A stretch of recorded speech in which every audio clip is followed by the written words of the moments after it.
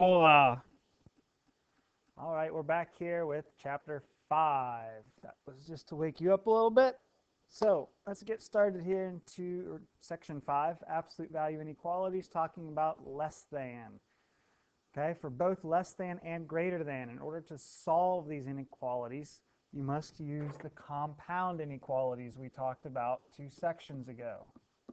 Okay, the ands and the ors, intersections and unions. Okay, easy way to remember it is that less than uses and. Neat little trick.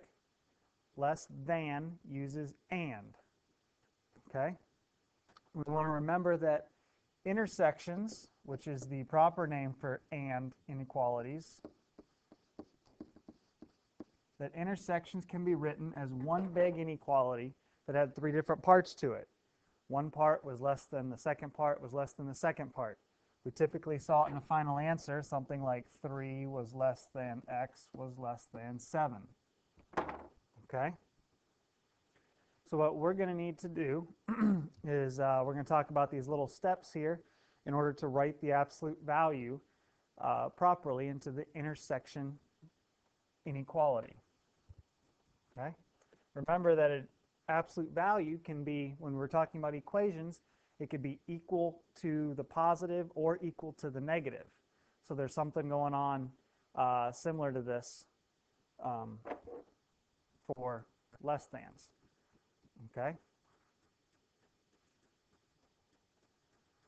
All right, so the first step, the expression inside the absolute value bars goes, and that's actually supposed to be in part 2. My mistake.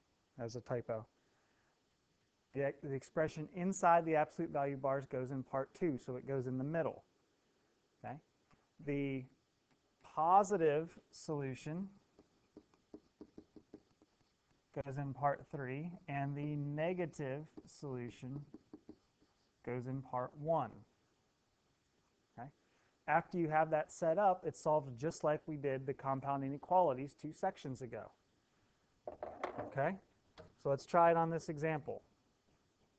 X plus 5, absolute value of x plus 5 is less than 9. We have a less than, so we know we have an and so we're going to take x plus 5, put that in the middle, put our positive 9 on the right, our negative 9 on the left. And you can see it looks just like an intersection from 2 sections ago.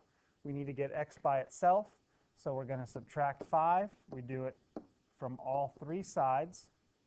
And negative 9 minus 5 is negative 14, is less than x, is less than 4. Okay, now we can graph it if we would like to, if we need to, or if you're even asked to.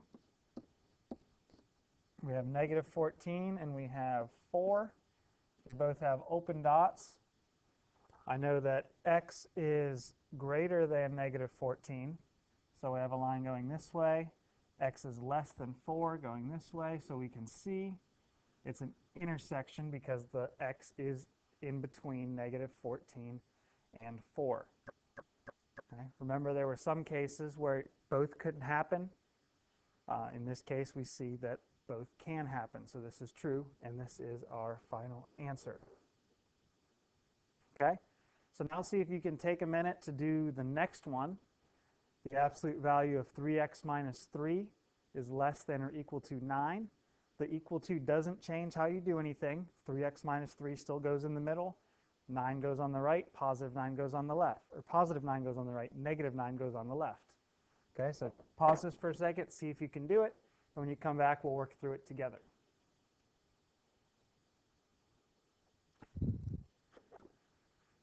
All right, so we'll take 3x minus 3, as I said, put it in the middle. Positive 9 on the right, negative 9 on the left. Now we need to solve for x. So the first thing we need to do is add 3 to everything. And we get negative 6 less than or equal to 3x less than or equal to 12. Still have a 3 in front of my x. Since they're multiplied, I need to divide to get rid of them. And negative 6 divided by 3 is negative 2, which is less than x, those canceled, is less than or equal to 4. Now I can think about it again. Can x be less than 4 and bigger than -2? Yes, it can. So that is our final answer. If you're asked to graph it, or if you need to graph it to check that, we can put a closed dot at -2 and a closed dot at 4. Think about -2 being less than x, or x being greater than -2 means it goes that way. X is less than 4, or 4 is greater than x means it goes this way. And again, we see that we have a nice intersection. Okay? These aren't too difficult if you understand the compound inequalities. The only step that is more than, oops, I don't know what happened there. All right, there we go. The only step more than a compound inequality is just going from the absolute value to the compound inequality. So as long as you remember that less than is an and, you'll be good to go. Okay, now if you flip onto the back, you'll see that so far all of our examples have had positive answers. Let's look at what happens when we have less than a negative number. Okay, and some of you might already know what's going to happen. If you think about this just a little bit and think about what absolute value means, where absolute value is always a positive, you're going to see what's going to happen. Okay, so let's go ahead and solve it. All right, this isn't one of those things where I'm going to solve it and then erase it and you're going to have to erase it too. Go ahead and write this down. Okay, so I have 6x plus 8 in the middle. I'm going to do less than my positive, bigger than my negative, and we're going to see what's going to happen. Okay? Hold on one second. Since this was less than negative, you have to go ahead and set that up and put that over here. My mistake. The negative 4 should be on the right. So subtract 8 first. I get -4 is less than 6x is less than -12. Divide by 6. And I see that -2/3, that's just 4/6 simplified, is less than x is less than -2. Okay? Now I have to think about this equation that I have. -2/3 is less than x is less than -2. Take a look at a number line where I have 0 over here, 1, 2. -1, -2, sorry. So I have my -2. X is less than -2. That means it's going this way.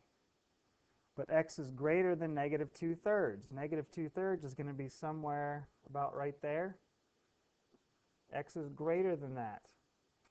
So can x be both less than -2 and bigger than -2/3? And the answer to that, of course, is no. That means this equation is false. And our answer is empty set, 0 with a line through it. Okay? Now, what you can notice, and if you think about what the meaning of absolute value means, is anytime I have absolute value, the absolute value of anything becomes positive. So when I have this 6x plus 8 in here, no matter what I plug in for x, it becomes positive. Okay? I can plug in -3. Let's think about this. If I plug in -3, 6 times -3 plus 8. 6 times -3 is -18. -18 plus 8 equals the absolute value of -10. Absolute value of -10 is 10. No matter what I plug in, after I take the absolute value, it becomes positive. So it is impossible for absolute value to ever be less than a negative. So every time you see an absolute value that is less than a negative number, you automatically know there's going to be no solution. Automatically. You don't have to work it out. There's no work to show. As soon as you see less than a negative number, okay, you can automatically put down empty set. Okay, that's kind of what I went through here, what I talked about, sorry. Okay, x cannot be both less than -2 and greater than -2/3. I put the graph up top that we looked at, and I said we can conclude that anytime we have an absolute value less than a negative,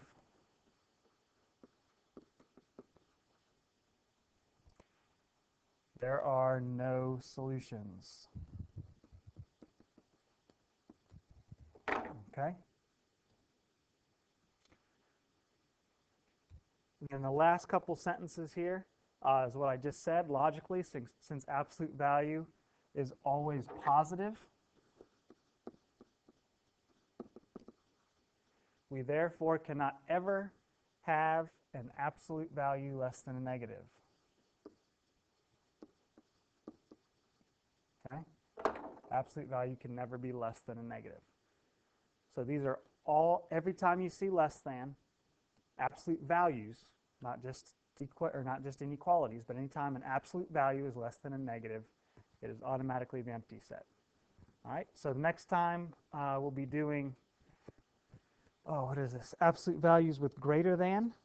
And since these used and compound inequalities, you can guess that greater uses or inequalities. All right, we'll see you in a little bit. Bye.